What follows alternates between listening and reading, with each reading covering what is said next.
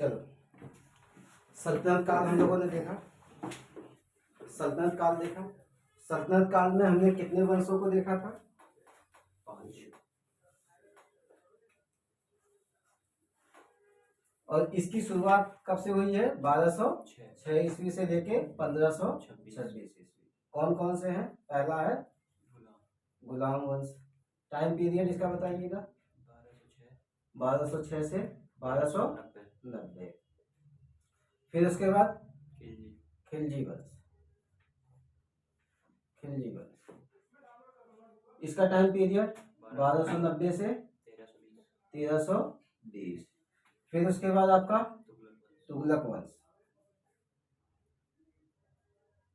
इसका time period 1320 से 1414। और इसी के समय में आप देखेंगे 1398 ईस्वी में कौन जो है भारत पे अटैक करता है? तैमूर लंग। और उस समय क्या हुआ था कि दिल्ली में जो सल्तनत काल एकदम सिमट गया था, दिल्ली से पालन तक की जो है कि इसका सीमा रह गया था। फिर उसके बाद 1414 में सैयद वंश।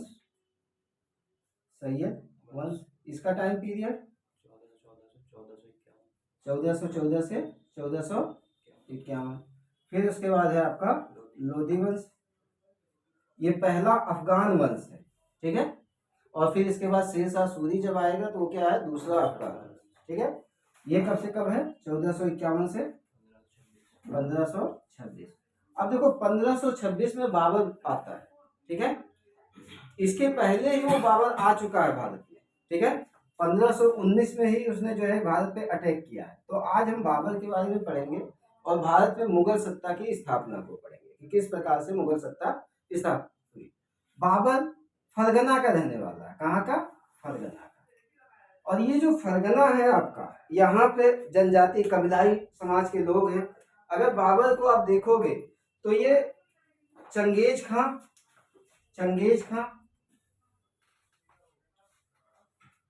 पिता की तरफ से, ये चंगेज खां का वंशज है पिता की तरफ से, और 14वां है, ठीक है। और इधर जो है तैमूर लंग की तरफ से, तैमूर लंग माता की तरफ से, ये कहाँ का है? तैमूर लंग। और ये 5वां है। यानी ये दोनों जो है क्या है? आप देख रहे हैं मंगोल। मंगोल, मंगोल कहाँ पे है? जो मंगोलिया है आपका, मंगोलिया देखा है आपने? नहीं देखा है?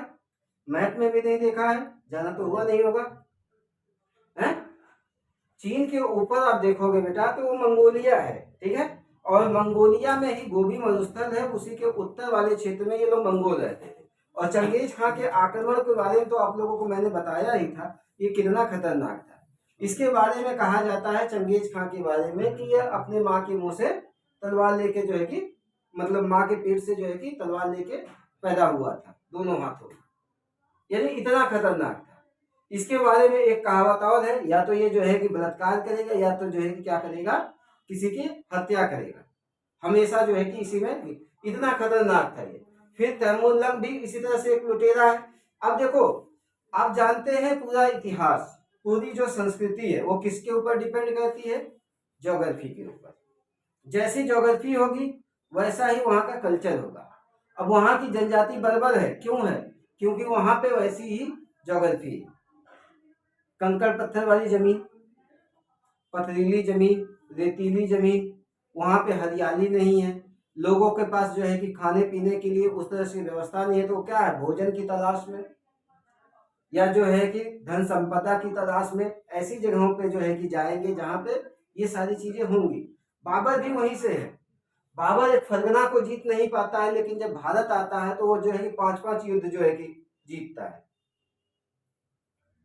5-5 युद्ध। और दिल्ली सल्तनत को जो है पलट के रख देता है, और क्या है? मुगल साम्राज्य की नींव डालता है। तो बाबर के बारे में थोड़ा सा लिख लीजिएगा। मुगल साम्राज्य 1526 से लेकर 1857।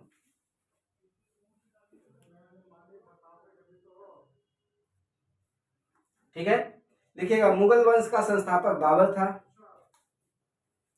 मुगल वंश का संस्थापक बाबर था।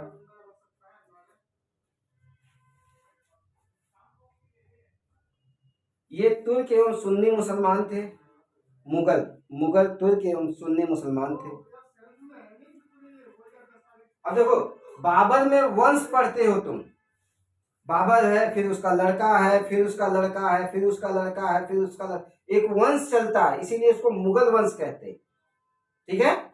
बाबर के बाद हुमायूं, हुमायूं के बाद कुछ समय के लिए शेर शाह सूरी आ जाएगा, फिर शेर शाह सूरी के बाद हुमायूं आएगा, हुमायूं के बाद उसका लड़का आएगा अकबर, फिर उसके बाद जहांगीर आएगा, फिर जो है शाहजहां आएगा, फिर जो है कि औरंगजेब आएगा, फिर उसके बाद आप देखेंगे कि उत्तर मुगल आएंगे 1707 के बाद।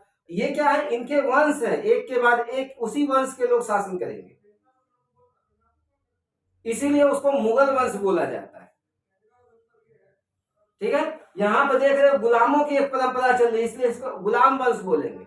यहाँ पे खिलजियों की परंपरा, इसलिए खिलजी वंश बोलेंगे। ठीक है। और सबको मिला के क्या है, सल्तनत काल या सुल्तनत काल बोला जाता है। लिखिएगा आगे। बाबर ने मुगल वंश की स्थापना के साथ ही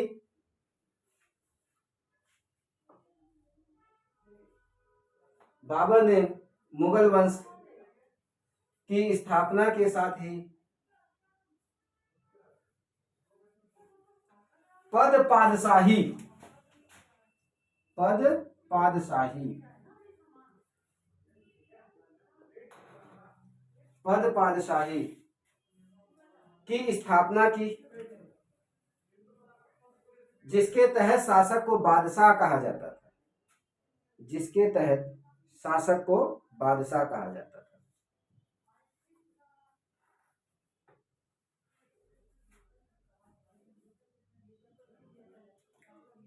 लिखिएगा बाबर का जन्म,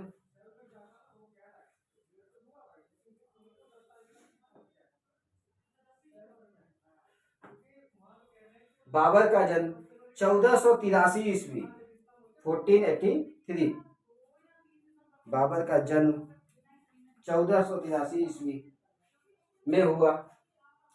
इनके पिता का नाम उमर शेख मिर्जा,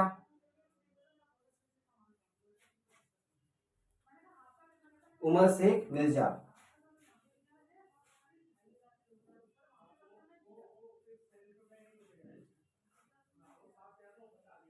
इनके पिता का नाम उमर शेख मिर्जा था, जो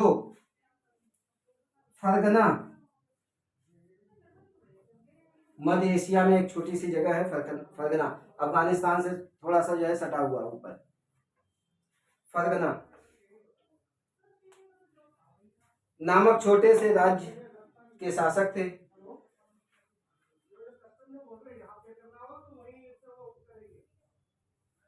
छोटे से राज्य के शासक थे। अब देखो, बाबर और अकबर, इसी तरह से आप देखेंगे कि जितने भी कम उम्र में शासक बने हैं उन्होंने इतिहास रचा है। अभी आप बाबर को देखोगे 1483 ईस्वी में जन्म हुआ इसका, और 1494 में ये गद्दी पर बैठा फरगना की। कितनी साल एज है, मात्र 11 साल की। या तो ये मारे जाएंगे या इतिहास रचेंगे। कम उम्र में जैसे ही आप इसीलिए यूपीएससी वगैरह में आप देखते हो जो कम उम्र के बालक होते हैं, अगर वो इंटरव्यू देने जाते हैं तो उनको अच्छा नंबर मिलता है। वजह यह है कि भाई जल्दी प्रशासक अगर आप बन गए, टैलेंट का आपके उपयोग होगा ना, और जैसे जैसे आपकी एज ढलेगी वैसे वैसे क्या होगा, चांस कम हो जाते हैं। बस जीने खाने के लिए बस चलो प्रशासक बन गए, लेकिन कम उम्र में बनते हो तो क्या है, आपके बहुत आगे जाने की संभावना है। तो बाबर देख रहे हैं मात्र 11 साल की उम्र में फरगना की गद्दी पर बैठता है, और इसके सामने चुनौतियां हैं, चाचा है, भाई है, तमाम लोग हैं, ये लोग चुनौती पैदा कर रहे हैं। आसपास के क्षेत्रों को ये जीतने की कोशिश करेगा, सफल नहीं होगा। और उसी समय की जो एक बूढ़ी दादी है वो उसको बताती है कि देख तो ये दादा परदादा, ये लोग जो तुम्हारे पूर्वज हैं, चंगेज खां है, तैमूर लंग है, इन्होंने तो पूरी दुनिया को अपने मुट्ठी में करने का प्रण कर लिया था, भारत तक पहुंच आए थे। और भारत के बारे में जब उन्होंने कहानियां बताना शुरू किया, बाबर को सुनना पर बहुत पसंद आया, उसको अच्छा लगा कि यार ऐसा भी है। उसने भी निर्णय लिया कि हम भारत की तरफ जाएंगे। 1519 में वो पहली बार जो है भारत पे अटैक करता है। लिखिएगा, बाबर ने क्या लिखा है अभी आपके लास्ट, एशिया के शासक थे। हाँ, फरगना नामक छोटे से राज्य के शासक थे। बाबर फरगना की गद्दी पर 1494 में बैठा।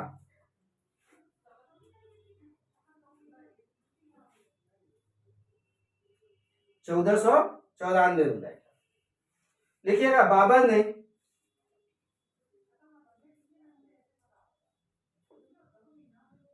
ने 1507 ईस्वी में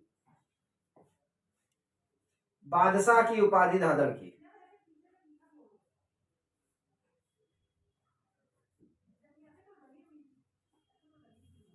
जिसे अब तक किसी ने धारण नहीं की। जो मध्य एशियाई शासक हैं तैमूरलंग के वंशज, उन्होंने ऐसी कोई उपाधि धारण नहीं की थी। लिखिएगा, बाबर के 4 पुत्र थे। बाबर के 4 पुत्र, और देखो चारों से बड़ा प्यार करता है बाबर। अपने बड़े बेटे हुमायूं से बहुत ज्यादा लगाव है उसका, लेकिन वो कहता है देख, मेरे मरने के बाद इनके साथ अन्याय मत करना, सबको राज्य बांट के दे देना। और हुमायूं की हार का एक कारण इसके भाइयों का सहयोग भी न मिलना भी था। हुमायूं जब शेरशाह सूरी से हारता है और भारत का साम्राज्य उसके हाथ से निकल जाता है, तो उसके पीछे भाइयों का सहयोग न हो। कहा जाता है अगर आप घर में मजबूत नहीं हो तो बाहर जो है कि मात खाओगे ही खाओगे। इसीलिए घर में जो है मजबूती होना बहुत जरूरी है। ठीक है, देखिएगा, बाबर के 4 पुत्र थे, हुमायूं,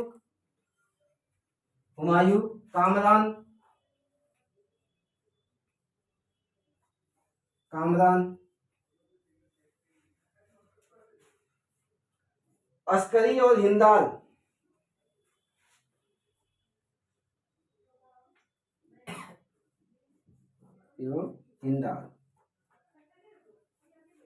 ये 4 पुत्र थे। ठीक है, आगे लिखिएगा, बाबर ने भारत पे 5 आक्रमण किया।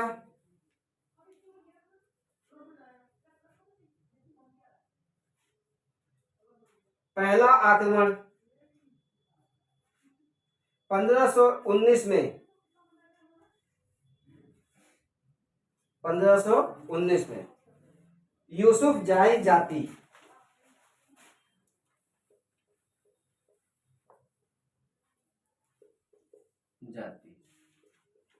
के विरुद्ध था।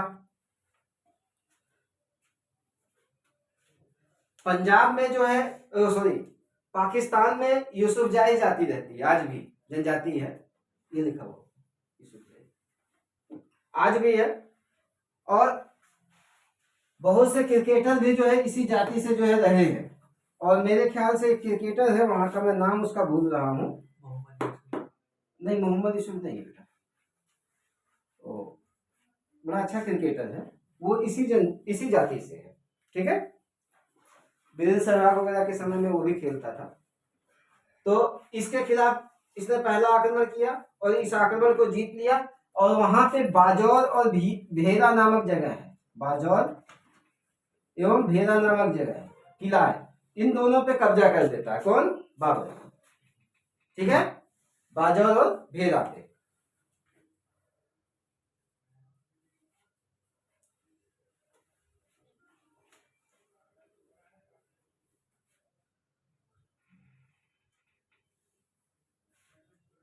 अब देखो, जब बाबर भारत आता है उस समय ये तोपे और तोपों का भी इस्तेमाल करता है अपने युद्ध में। ठीक है, लेकिन इसके पहले पुर्तगालियों ने भारत में जो है कि तोपे और बंदूकों का प्रयोग किया था, मैंने बताया था। और फिर उसके पहले भी अगर आप देखेंगे तो जो मोहम्मद बिन तुगलक है, MBT, उसके समय में भी बारूद का ज्ञान है। आतिशबाजी होती है दीपावली के समय, मोहम्मद बिन तुगलक के समय। यानी भारत में तो बारूद का पहले से ही ज्ञान था, लेकिन पुर्तगालियों ने पहला इस्तेमाल किया। उसके बाद आप देखेंगे कि कुछ समय के बाद जो है बाबर भी आ जाता है। भाई 1498 ईस्वी में ही तो आए हैं पुर्तगाली,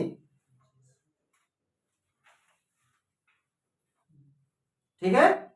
और फिर उसके बाद आप देखते हैं कि और जो है कि 1500 ईस्वी में आते हैं। अपने साथ जो है कि गोला और बारूद भी लाया जाता है पुर्तगालियों के द्वारा। और जो जो अरब व्यापारी है वो क्या कहते हैं, उनका सफाया कर दिया जाता है।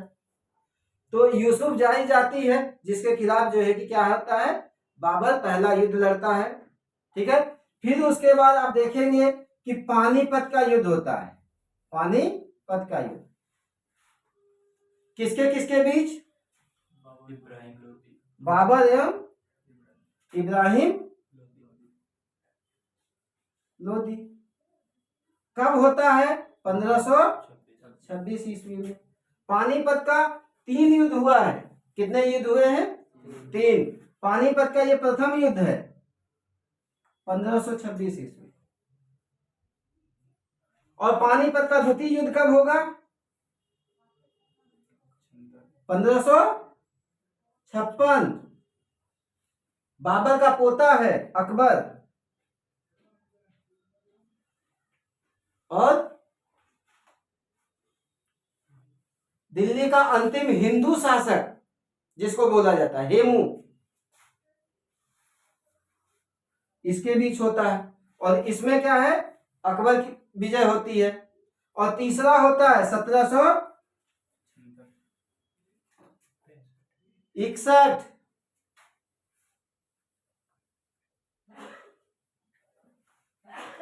1761 किसके किसके बीच?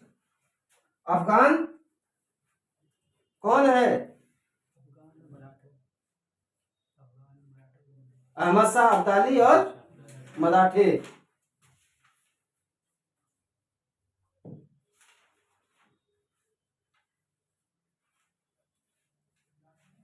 मराठे और मराठे हार जाएंगे, अहमद शाह अब्दाली जीत जाए।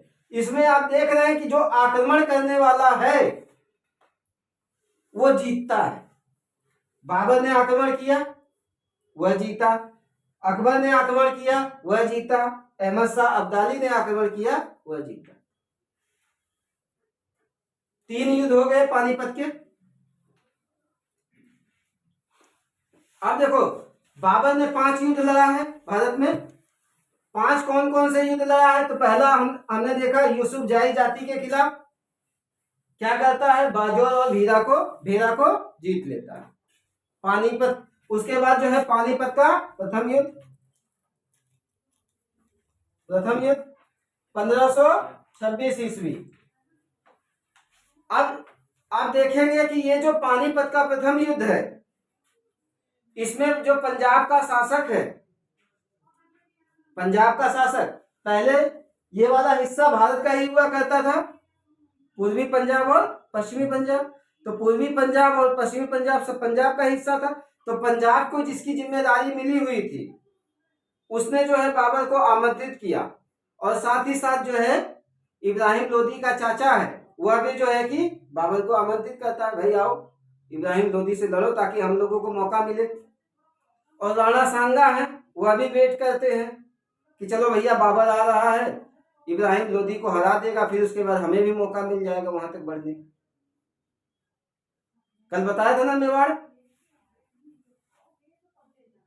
तो जब ये रहने का यहाँ पर फैसला करता है, एक्चुअली बाबर ने यहाँ की समृद्धि जब देखी तो उसको लगा यार हम वहां पे फरगना में कंकरीली पथरीली जमीन पे हम क्या करेंगे, एक काम करते हैं यहीं पे ठहर जाए, यहीं पे अपनी शासन सत्ता स्थापित करते हैं। अब जब वो रहने का फैसला कर लेता है बाबर, तो जो और शासक हैं वो खुश तो होंगे नहीं, मिर्च लगेगी उनको। तो वो क्या करते हैं, भैया अब जो है बाबर से लड़ना पड़ेगा। 1526 में जब पानीपत का युद्ध हुआ तब किसी ने उसकी सहायता नहीं की, इब्राहिम लोदी की। और इब्राहिम लोदी मात्र एक ऐसा शासक है जो युद्ध में लड़ते हुए मारा गया पूरे सल्तनत काल में। पहला सुल्तान युद्ध में लड़ते हुए वीर गति को प्राप्त होता है,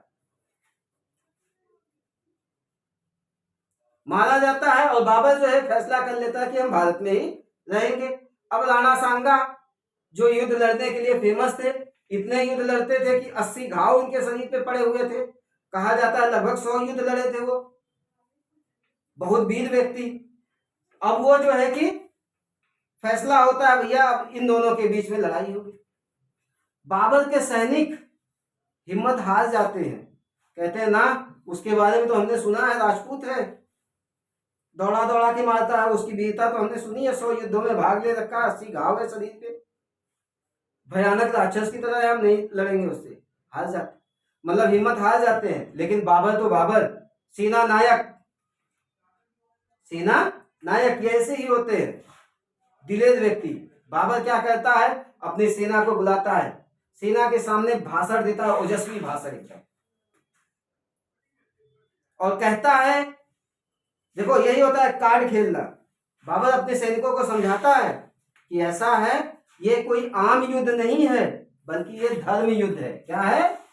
धर्म युद्ध। हमें अपने धर्म की रक्षा के लिए लड़ना होगा, और इस्लाम में शराब बैन है। लो मैं जो है कि आज से शराब पीना छोड़ रहा हूं, प्याली अपनी तोड़ देता है, कसम खाता है शराब नहीं पिएंगे, और उसको जिहाद का नाम देता है कि ये जिहाद है। क्या है? जिहाद, धर्म युद्ध है। अब सैनिकों में उत्साह बढ़ जाता है, हालांकि कुछ सैनिक फिर भी जो है कुछ सेनापति छोड़ के चले गए, लेकिन सेना अब लड़ने के लिए तैयार हो गई। खानवा का युद्ध, खानवा का युद्ध 1527, बाबर और राणा सांगा के बीच। राणा सांगा, बाबर जीत जाता है, राणा सांगा घायल हो जाते हैं, और बाद में इनके जो लोग हैं वो जो है कहते हैं यार युद्ध में फंसा दिया, इनको जहर देके मार देते हैं। राणा सांगा 3 युद्ध जीत गया। कौन? बाबर, यूसुफ जाही जाति के खिलाफ पानीपत का प्रथम युद्ध, और खानवा का युद्ध। फिर है चंदेरी का युद्ध। चंदेरी का युद्ध थोड़ा बहुत समझ में आ रहा है?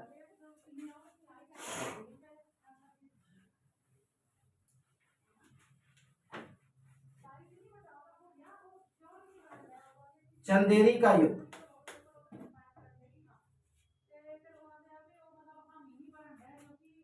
1528 ईस्वी, बाबर और मेदिनी राय के खिलाफ। बाबर एवं मेदिनी राय, मेदिनी राय, इसमें भी बाबर जीत जाएगा।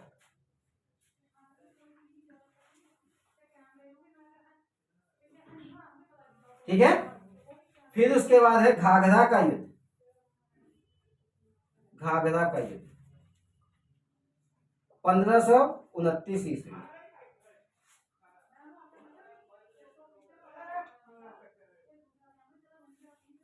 बाबर और अफगानों के बीच। अफगान, इसमें भी बाबर विजयी, यानी 5 युद्ध लड़ता है और 5 जीत जाता है, और भारत में क्या होता है, मुगल सत्ता की नींव पड़ती है।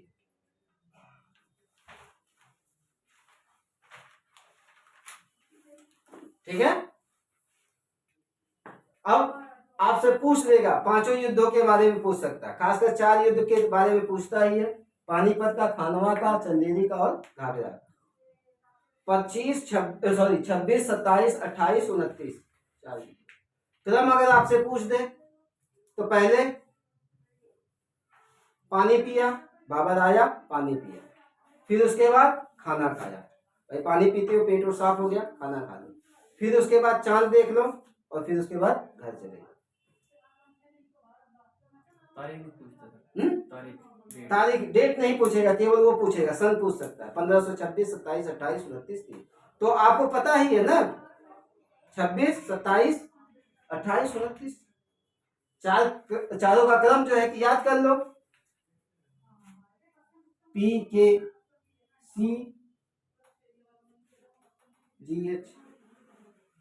पानीपत, खानवा, चंदेरी और घाघरा।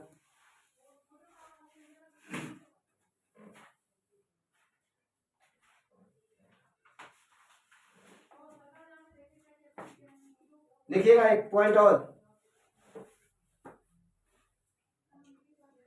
इब्राहिम लोदी, इब्राहिम लोदी मध्यकालीन भारत का प्रथम शासक था।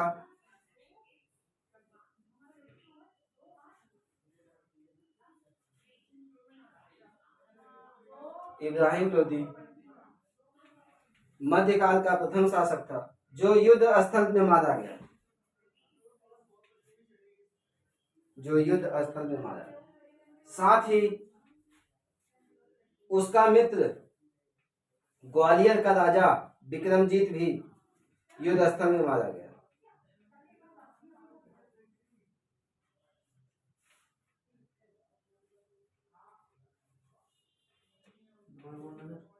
साथ ही उसका मित्र ग्वालियर का राजा विक्रमजीत भी युद्ध स्थल में मारा गया।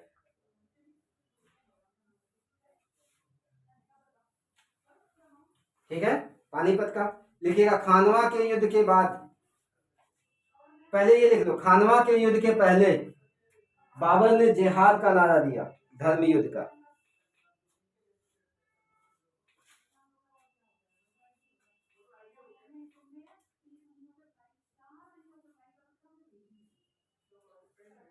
जिहाद का नारा दिया, धर्म युद्ध। जिहाद का मतलब क्या होता है? धर्म युद्ध। दूसरा लिखिएगा, खानवा के युद्ध में विजय के बाद बाबर ने गाजी की उपाधि धारण की, गाजी।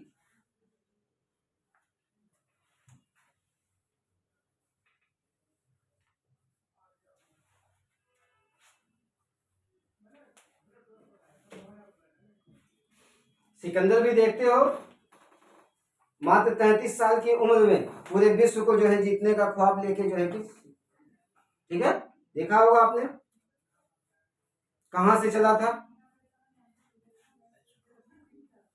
यूनान से, और जो है कि भारत तक आया। साहस चाहिए ना लड़ने के लिए। अगर आपके पास साहस है तो कुछ भी कर सकते हो। मन को जीतना होता है सबसे पहले। आपका अगर मन मजबूत है, शिवाजी की कद काठी देख लो ना, कितनी बड़ी थी, और अफजल खान उनके आगे शिवाजी की क्या थी? हाइट। लेकिन शिवाजी का क्या था? मन बहुत मजबूत था, मन की शक्ति उनकी बहुत मजबूत थी। इसीलिए तो अकेले चले जाते हैं मिलने के लिए। वो बुलाता है, भाई आओ, गले मिलता है, उसको लगता है कि बस शिवाजी को जो है दबोच के मार। और शिवाजी तो शिवाजी। तुम्हारे मन में अगर छल कपट है, सामने वाले को पता चल जाएगा कि है कुछ ना कुछ तो है, डाउट होता है। यही होती है पॉजिटिव एनर्जी और नेगेटिव एनर्जी। शिवाजी को पता था इस पे भरोसा नहीं किया जा सकता अफजल खान, इसीलिए वो बगनखा पहन के जा रहे हैं। और एक शासक को चाहिए भी ये चीजें, हर तरफ से वो सचेत रहे। शासक जिंदा है, शासक कभी जो है मरता नहीं है। अगर आपका दिमाग जिंदा है तभी आप शासन कर पाओगे। राजपूतों की तरह नहीं है कि प्राण जाए पर वचन न जाए। राजपूत तो जो है बस पीठ नहीं दिखाना है हमें। और शिवाजी पहाड़ी चूहा उनको कहा जाता है। जब जरूरी पड़ा तो जो है कि दौड़ा के मारे, और जब जरूरत पड़ा तो चलो 4 कदम पीछे भी हटे। कहा जाता है ना कि शेर जो है कि अगर छलांग लगाने वाला तो हो सकता है 2 कदम पीछे हट जाए, तो बुराई क्या है उसमें? अगर आपको अपने दुश्मन को मारना है तो दुश्मन को मारो, साम दाम दंड भेद हर चीज तो पता चल रहा है। शिवाजी को कि अफजल खां के मन में कहीं ना कहीं छल कपट है, और वो क्या करते हैं शिवाजी, बगनखा मारते पूरी हथकड़ी जो है बाहर निकाल देते हैं। अब तो मन की शक्ति बड़ी है उनकी, सिकंदर के मन की शक्ति बड़ी थी, इसीलिए तो वहां से चला है और जो है भारत जीतने के लिए। बाबर के मन की शक्ति बड़ी है, चंगेज खां के मन की शक्ति बड़ी है, इसीलिए वो बाबर मन की शक्ति भी बड़ी है, उसकी तन की शक्ति भी बड़ी है। कहा जाता है इतना बलवान था कि दो लोगों को जो है कि साइड में पकड़ा और जो है कि बड़ी सी दीवार को जो है कि दौड़ सकता था उस पर, गंगा को जो है तैर के पार कर देता था।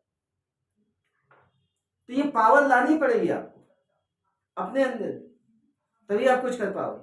किताबें हैं क्या, जब इन्हीं किताबों से आपका सिलेक्शन हो सकता है, तो किताबें हैं क्या। अगर आपने दृढ़ निश्चय कर लिया इस किताब को मुझे 10 बार पढ़ना है, तो पढ़ना है, और पढ़ के जो है कि खत्म कर दोगे, और देखो कैसे नहीं होता है आपका सिलेक्शन। तो गाजी की उपाधि धारण की, किसको हरा के, राणा सांगा को। और राणा सांगा उस समय मैंने बताया ना, लगभग 100 युद्ध में जो है भाग ले चुके थे, 80 घाव थे शरीर पे उनके, और उनको हरा देता है, गाजी की उपाधि देता है। आगे लिखिएगा। अब देखो,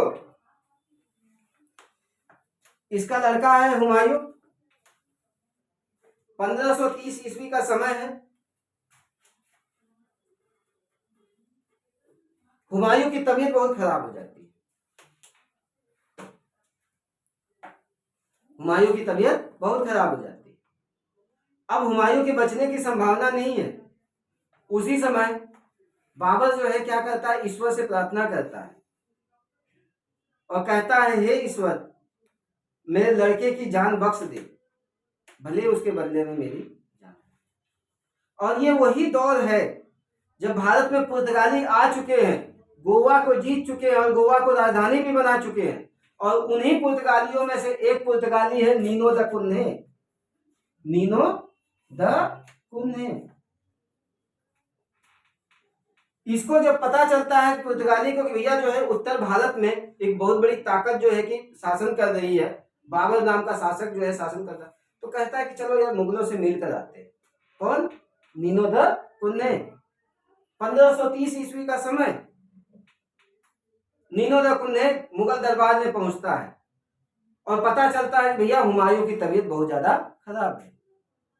उधर वो वाली घटना मैंने आपको बताया कि हुमायूं की तबीयत खराब है, वो अपने ईश्वर से प्रार्थना करता है कि ईश्वर जल्दी से जल्दी इसको ठीक करो, भले उसके बदले में मेरी जान ले। इधर जो है नीनो द कुन्हे उसी समय पहुंचता है, पेशे से डॉक्टर भी है, देखता है हुमायूं को भयंकर फोड़ा हुआ है। ये कहता है ठीक है बादशाह, अगर कहे तो इजाजत हो तो मैं इलाज वगैरह करूं। कहता है ठीक है करो इलाज। इलाज करता है, हुमायूं धीरे धीरे ठीक होता है, लेकिन ईश्वर उसकी बात को सुन लिया होता है। इधर बाबर की तबीयत धीरे धीरे खराब होती है और 26 दिसंबर 1930, 26 दिसंबर 1930 बाबर की मृत्यु हो जाती है। लिख लो, मुगल दरबार में आने वाला पहला पुर्तगाली नीनो द कुन्हे था।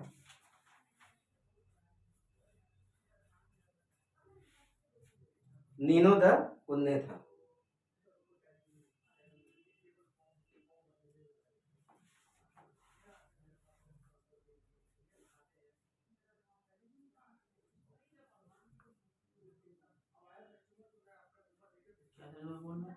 नीनो द कुन्हे बेटा लिखा हुआ, मुगल दरबार में आने वाला पहला पुर्तगाली नीनो द कुन्हे था।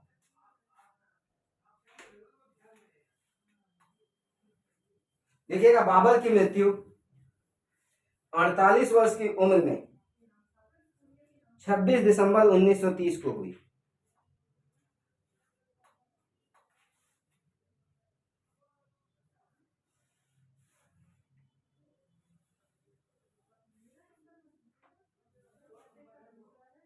छब्बीस दिसंबर 1930 में। लिखिएगा, प्रारंभ में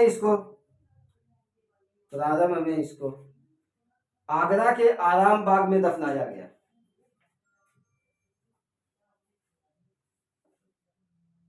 बाद में उसे काबुल में, आगरा का आराम बाग, कभी आगरा जाना हो तो वहाँ देखिएगा, आराम बाग एक जगह है, ठीक है, वहाँ पे इसको दफनाया गया, क्योंकि इसकी इच्छा थी कि मेरी मृत्यु के बाद मुझे काबुल में दफनाया जाए। अफगानिस्तान, काबुल किसकी राजधानी है, ठीक है, तो इसकी इच्छा थी कि मुझे काबुल में दफनाया जाए। तो बाद में क्या किया गया, जैसे ही मतलब कि सिचुएशन सही हुई, बाद में यहाँ से 100 को उठा के जो है कि 100 या जो है कि क्या बोलते हैं, जो अस्थियां वगैरह थी, उठा के कहाँ पे ले जाया गया, काबुल में। 3 मुगल बादशाह हैं जिनकी जो है कि कब्रें कहाँ पे है, हिंदुस्तान के बाहर है। पहला है बाज बहादुर, कलमा पढ़ता था, बाज बहादुर कलमा पढ़ता, ये ट्रिक्स है। ब से बाबर, बाबर। ज से जहांगीर, बहादुर से बहादुर शाह जफर, कलमा से क से काबुल, बाबर कहां पे दफनाया गया है, काबुल में। और जहांगीर को कहां पे दफनाया गया, ल से लाहौर, और बहादुर शाह जफर को म्यांमार। आपसे पूछता है किन मुगल बादशाहों की कब्रें भारत के बाहर है,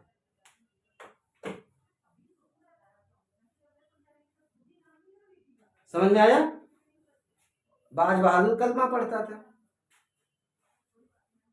बा से बाबर, कहां पे है उसकी कब्र, काबुल में। जहांगीर की लाहौर में, और बहादुर शाह जफर की म्यांमार में, ठीक है। आगे लिखिएगा, बाबर ने अपनी आत्मकथा बाबरनामा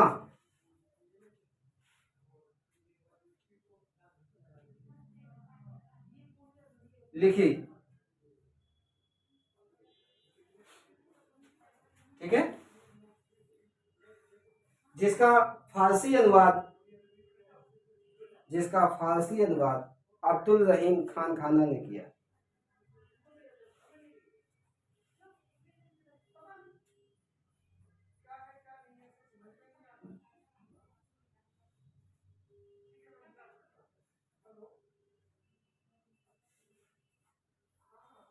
ठीक है,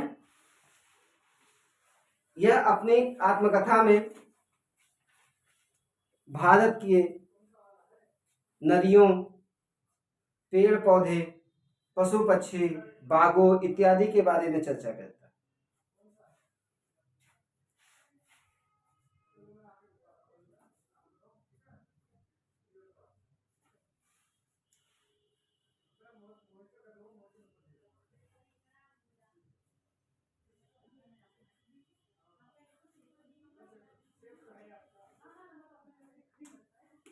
आगे लिखिएगा, बाबर मुबियान नामक पद शैली का जन्मदाता भी माना जाता है।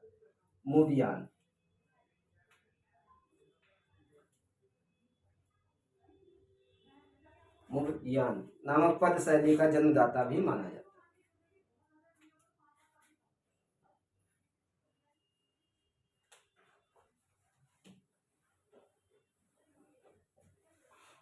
ठीक है, बाबर का उत्तराधिकारी हुमायूं हुआ।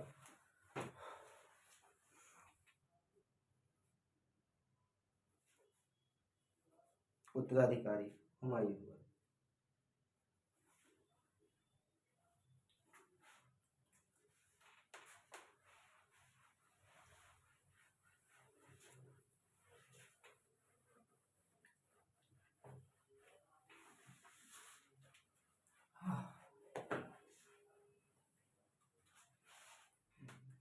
तो आपने देखा बाबर कहाँ का रहने वाला है, फरगना।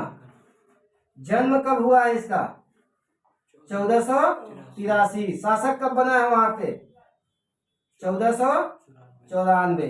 भारत पे सॉरी पादशाह का उपाधि इसने कब धारण की, पादशाह या बादशाह, 1507।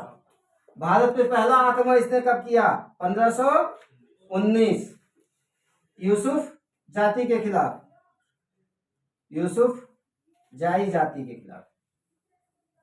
फिर पानीपत का प्रथम युद्ध कब? 1526। खानवा का युद्ध 1527। फिर चंदेरी 1528। फिर उसके बाद घाघरा 1529। 1526 में पानीपत का युद्ध किसके किसके बीच? बाबर और इब्राहिम लोदी। खानवा का युद्ध बाबर और राणा सांगा।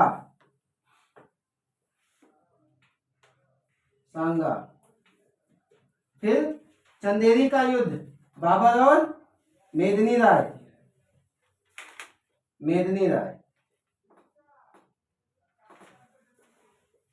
और घाघरा का युद्ध अफगान और बाबर और अफगान। और सारे युद्धों में कौन जीता है? बाबर। बाबर की मृत्यु 1530। शुरू में कहां दफनाया गया? आगरा के आरामबाग में।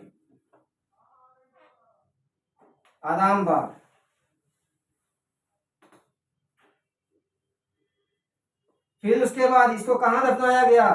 काबुल। इसकी आत्मकथा बाबर नामा या तुजुक ए बाबरी।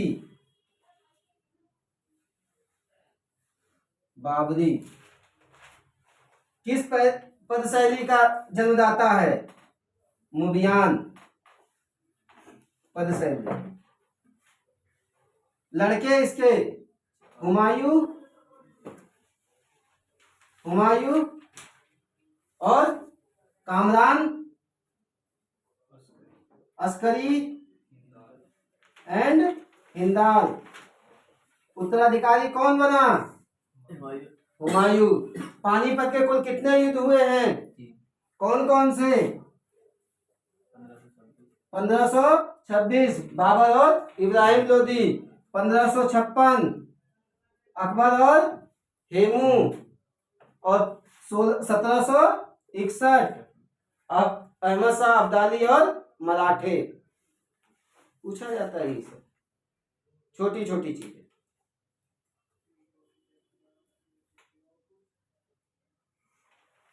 पहला पुर्तगाली कौन जो मुगल दरबार में आया? नीनो द कुन्हे, बताया था। अंतिम हिंदू सम्राट हेमू। इस तरह की छोटी छोटी चीजें हैं जो आपको जो है जानना है। अगला लिखिएगा हुमायूं।